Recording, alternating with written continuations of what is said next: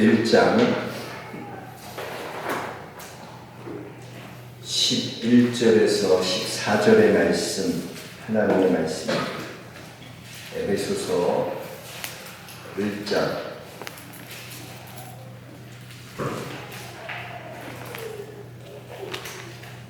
11절에서 14절의 말씀, 신약성경 에베소서 1장 11절에서 14절의 말씀을 제가 봉독하여 드리겠습니다.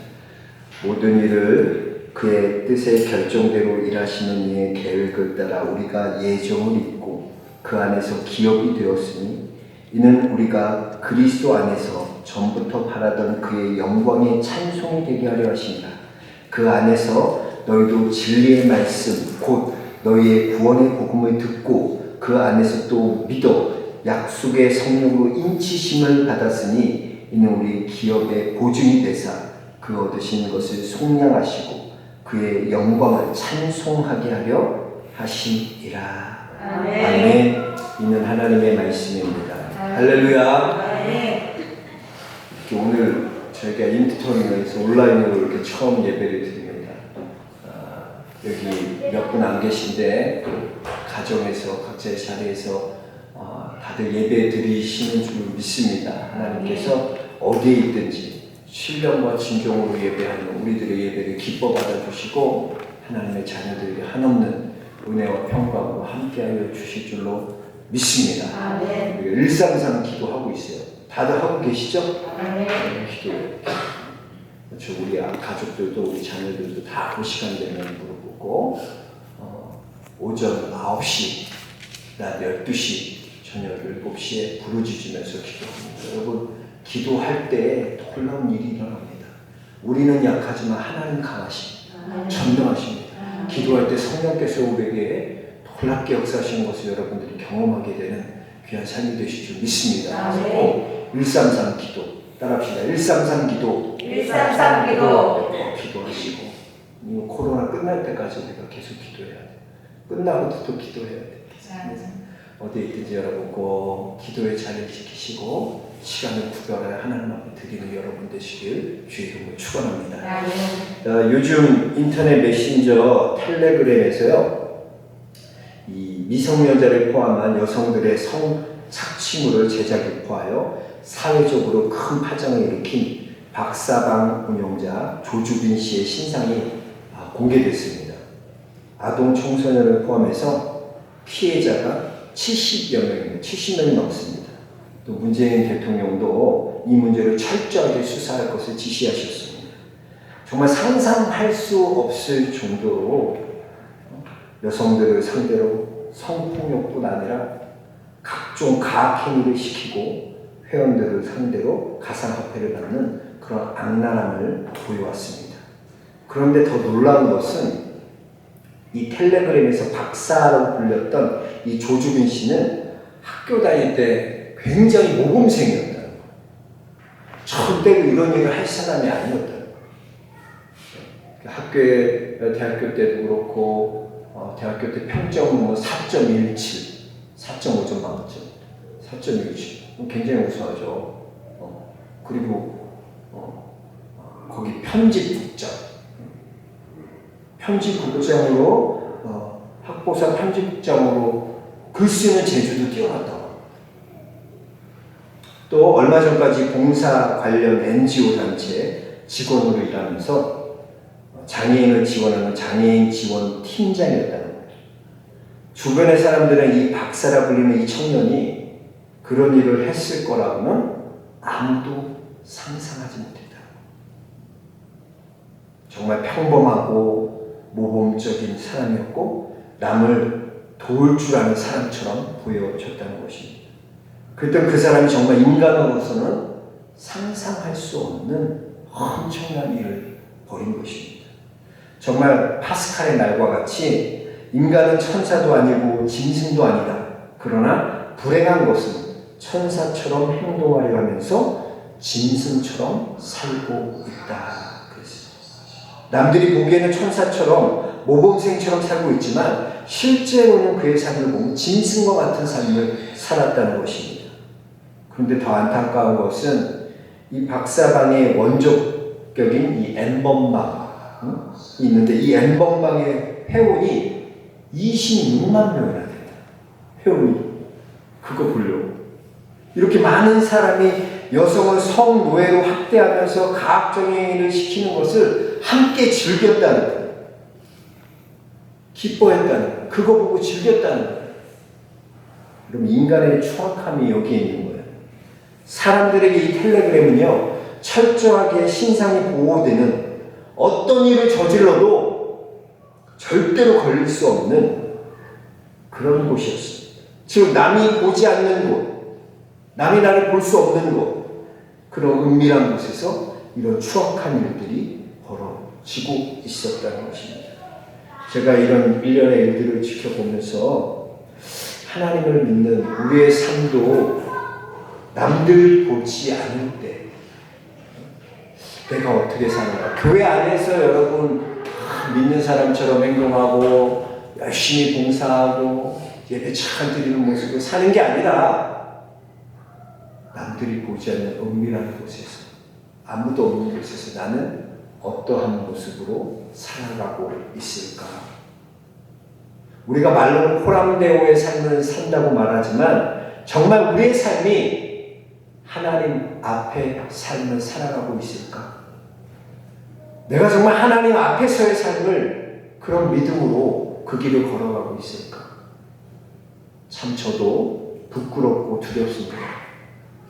하나님 앞에 사는 삶, 그 삶이 어떤 삶일까? 더 깊이 묵상하게 되며 그러한 삶을 내가 살아내야 되겠다. 저도 몸부림치면서 그 삶을 살기를 간절히 소원합니다. 우리 모두가 하루하루 살아갈 때 하나님 앞에서의 삶, 누가 본다고 하고 누가 안 본다고 안 하는 게 아니라 항상 나는 호람되고 하나님 앞에서의 삶을 살아가는 믿음의 권속들 모두 되시기 주의 이름으로 축원합니다. 우리가 에베소서 1장의 말씀을 배우고 있는데요.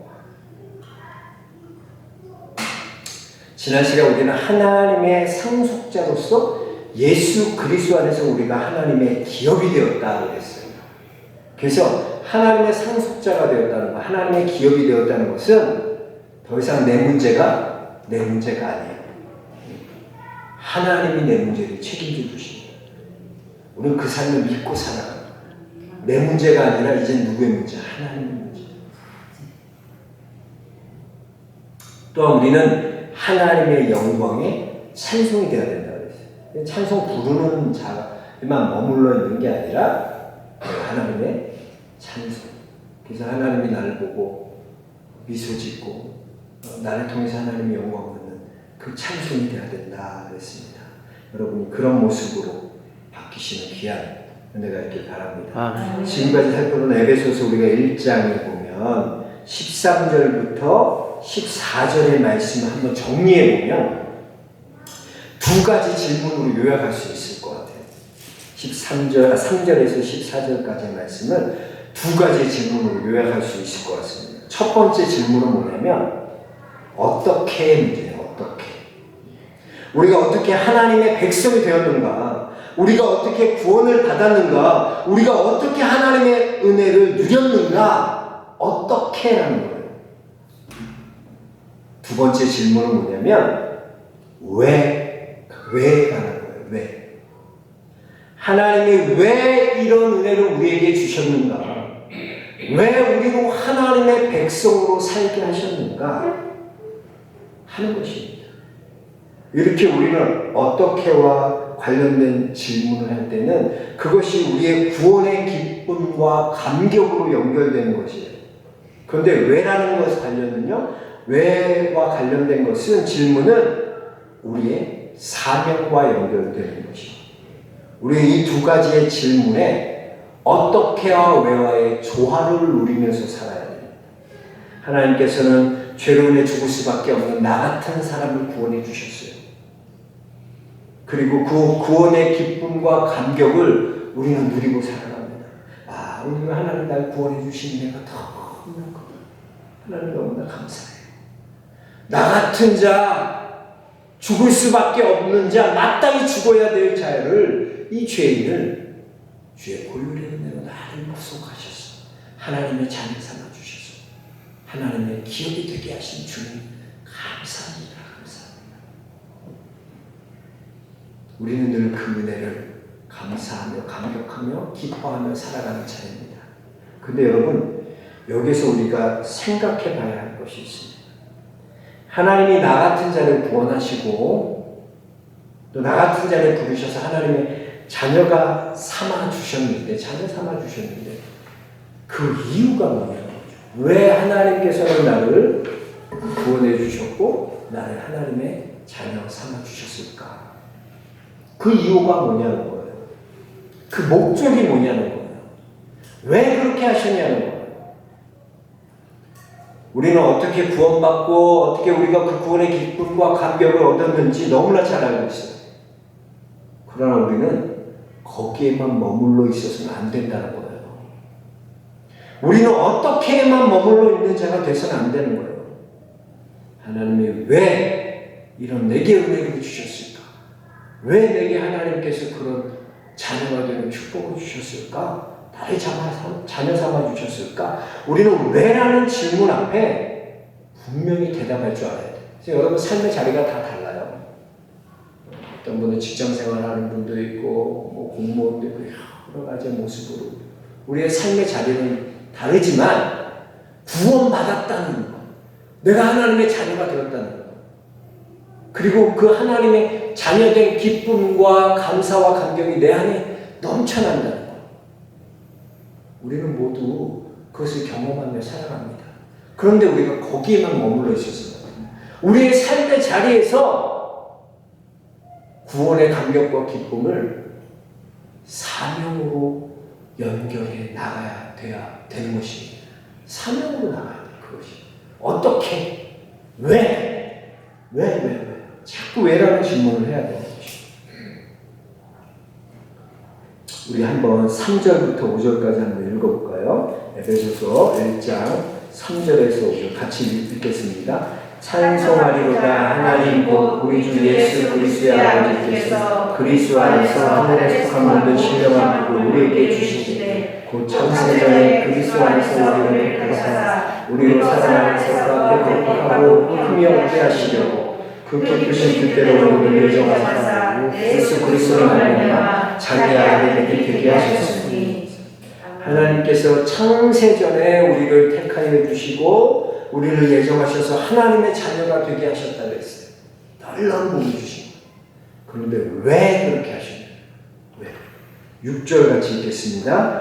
이는 그가 사랑하시는 자 안에서 우리에게 거저주시는 바 그의 은혜의 영광을 찬송하게 하려는 것이다. 그 이유가 어디에 있다고? 그의 은혜의 영광을 찬송하게 하는 데 목적이에요. 그러니까 여기 연결이 조화가 잘 돼야 된다. 하나님 날 특정하시고 하나님 예정하셔서 하나님 자녀가 되시게 하셨어요. 왜? 하나님의 은혜의 영광을 찬송하게 하기 위해서. 또 우리가 7절부터 12절에 보면 성자 예수님에 대해서 얘기하고 있는데 예수님께서 우리 죄를 속량하셨고 우리의 죄를 사하여 주셨어요. 왜 그렇게 하셨냐고. 왜? 12절 같이 읽겠습니다. 이는 우리가 그리스도 안에서 처음부터 바라던 그의 영광의 찬송이 되게 하는 것이다. 뭐가 되게? 영광의 찬송이 되게 합니다. 그게 목적이에요. 왜 우리의 죄를 씻으시고 왜 하나님께서 속죄 우리를 위하여 하나님 구속하셨고 성자 예수님이 십자가에 죽으셨나? 우리를 영광의 찬송이 되게 하는 그 놀라운 풍성한 그 영광의 찬송이 되게 하는 그게 바로 하나님의 목적이라는 거예요. 그리고 우리가 13절 14절에 성령 하나님의 역사를 설명하면서도 어떻게 성령 하나님이 일하시는지를 말하고 있는데요. 14절에 보면은 왜 구원하셨나? 14절 같죠? 있는 우리 기업의 보증이 되사 그 얻으신 것을 속량하시고 그의 영광을 찬송하려 하시니라. 아멘. 미션 사도 바울은 삼위 하나님께서 우리를 구원하시기 위해 각각의 놀라운 구원의 사역을 어떻게 연결하고 있습니까?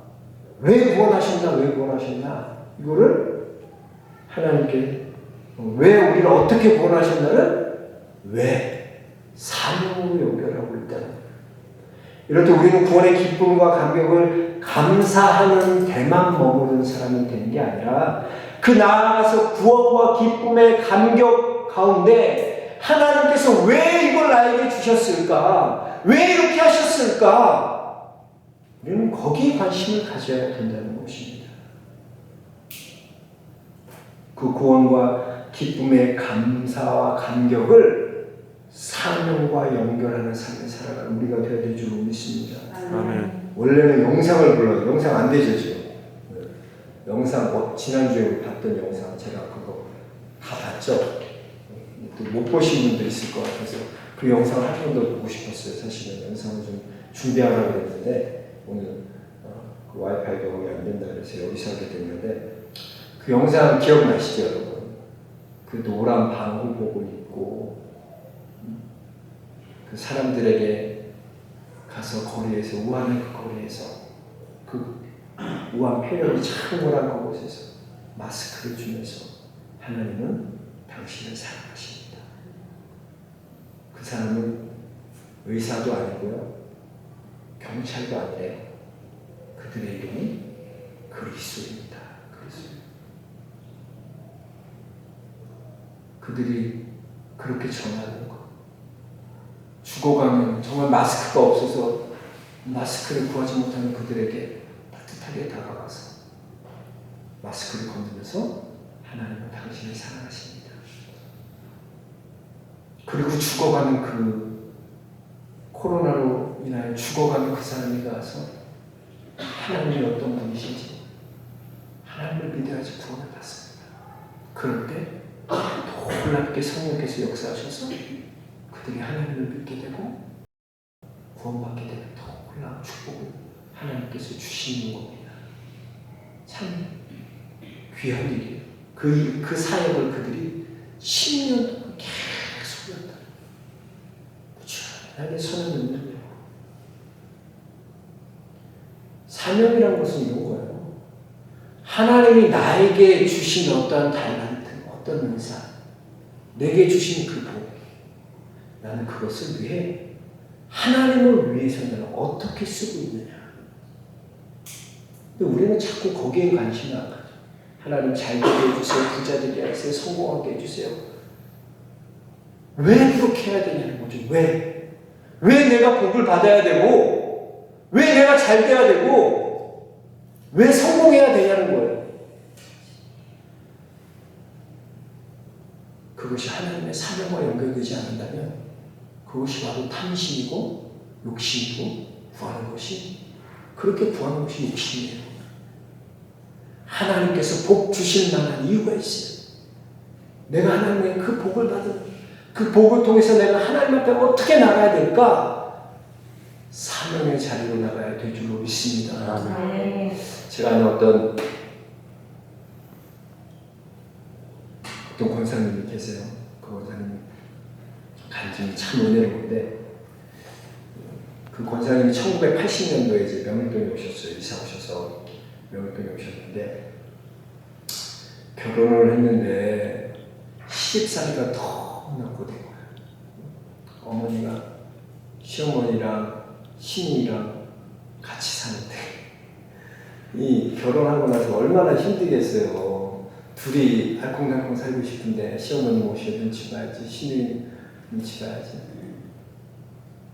시집살이를 너무 많이 시키는 거예요. 너무나 힘든 거예요. 그래서 그 교회 나오는 이유가 도망 나오는 거예요. 남편과 둘이 있을 수 있는 시간이 그거밖에 없어요. 교회 나오면 그 잠깐의 시간. 그래서 교회 나오게 됐어요. 이 어머님은, 시어머님은 여의도에서 큰 식당을 운영하셨는데 너무나 잘 돼요. 식당도 아주 잘 돼요. 그러니까 얼마나 그냥 어깨에 힘을 주시고 다니시는지 기억나지. 시집살이가 너무나 거기서 매일 울 수밖에 없는 그런 권사님이셨습니다. 근데 목사님 하루는 신방을 와서 그러시는 거예요.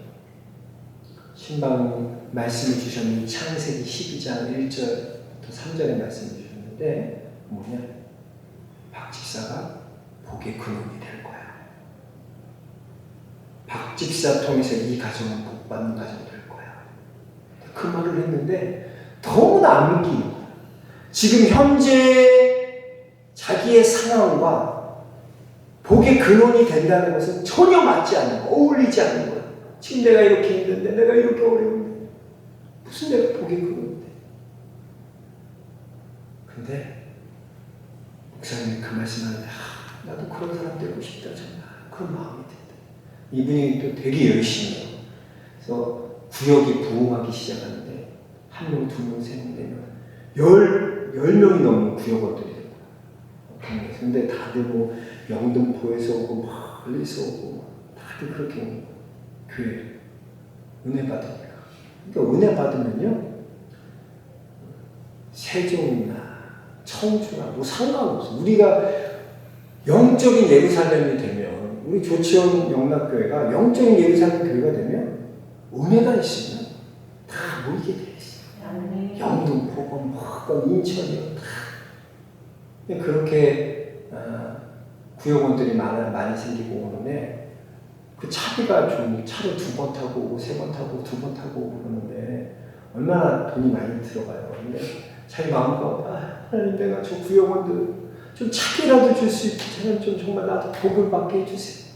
그렇게 기도하는데 그 남편이 당시 이제 대농 농기구 연구원이었어요. 그 월급쟁이가 뭐 뻔하죠. 돈이.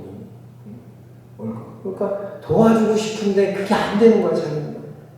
기도하는 거 하나님 내가 좀 복의 근원이 돼서 저 사람들 좀 돕게 해주세요. 우리 어머니시는 다 힘들어서 요즘 또 어머니가 어떻게 되냐면 어머니가 이렇게 잘 됐는데 어머니가 사기를 당했어. 그 신이랑 둘이 이렇게 쏙닥쏙닥 거려갖고 어디에다가 이렇게 살렸는데 둘이 완전 빚쟁이가 돼서 빚쟁이 쫓겨나는 그런 시절이 됐어요. 그러니까 얼마나 기도해. 그렇게 괴롭혔던 시어머니가 이제 며느리 눈치를 봐야 돼. 이 기도하는 하나님 우리 가정에 복을 주세요. 복을 주세요. 내가 하나님 이런 가정인데 내가 구역원들에게 차비도 주고 싶고 어머니한테 잘 모시고 싶고 하나님 복을 주세요. 남편이 어느 날 탁 그러더라고요. 여보 내가 좀 사업 좀 해봐야 되겠어. 근데 평상시 같으면 아이 당신이 무슨 주제의 사업이에요. 그냥 월급쟁이 되시어요. 안전하게. 나는 가늘고 길게 살고 싶어요. 그럴 텐데 마음에 성령이 감동을 주는데 그렇게 해라. 남편이 그렇게 얘기하니까 그래요. 한번 해봐. 그래. 그래서 이 남편이 사업을 시작했는데 그 김해에 그 농기구 대리점 빌려주고 이런 대리점을 파는 대리점을 냈는데 야 그게 대박이 난 거야. 너무나 잘 된 거야. 정말 쌓을 곳이 없도록 하나님이 물질을 주실 때 그렇게 해주시는데 쌓을 곳이 없어서 현찰로 이렇게 쌓을 곳이 없었고 그래서 어머니 용돈 드리고 시누이 학교 다 자기가 공부시키고 시집 보내고 구역원들 오면 다 봉투를 다 준비해서 정말 봉투를 나눠줘요. 차비라도 하라. 너무나 기쁘단 말이야.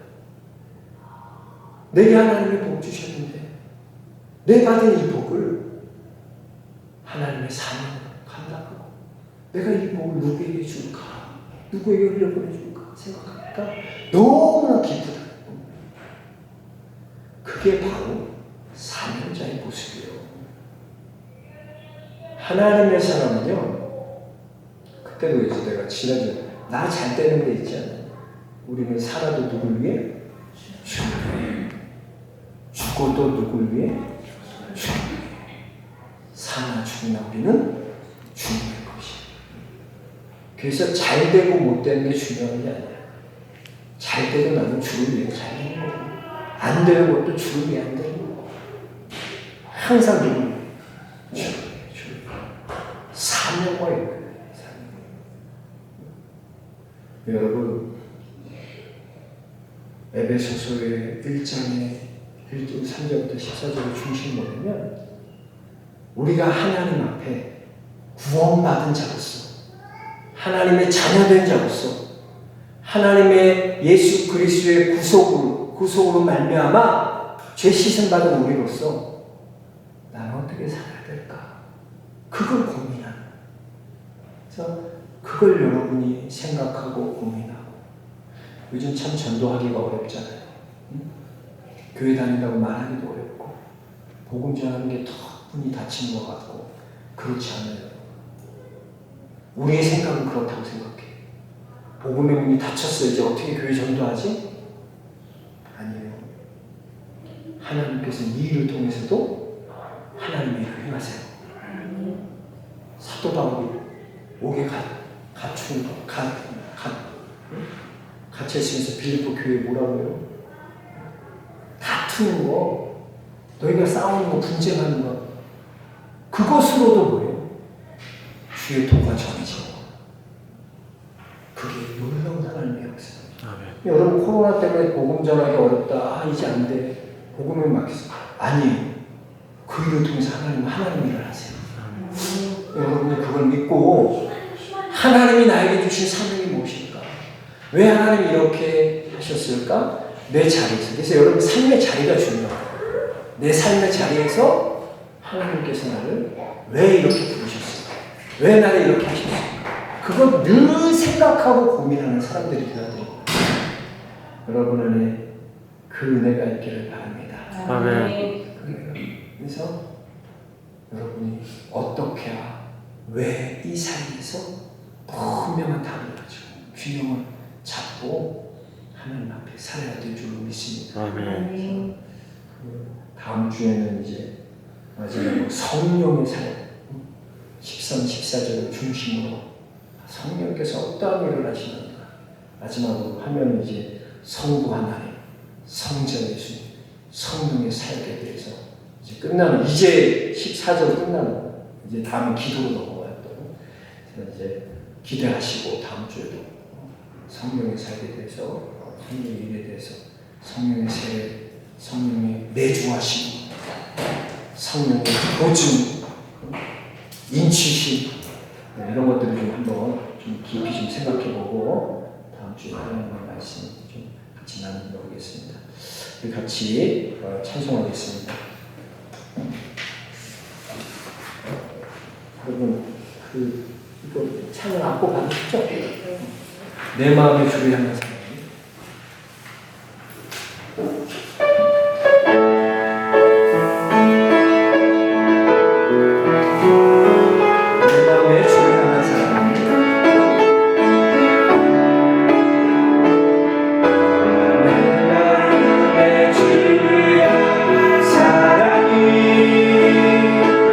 나의 마음을 주가 주시지요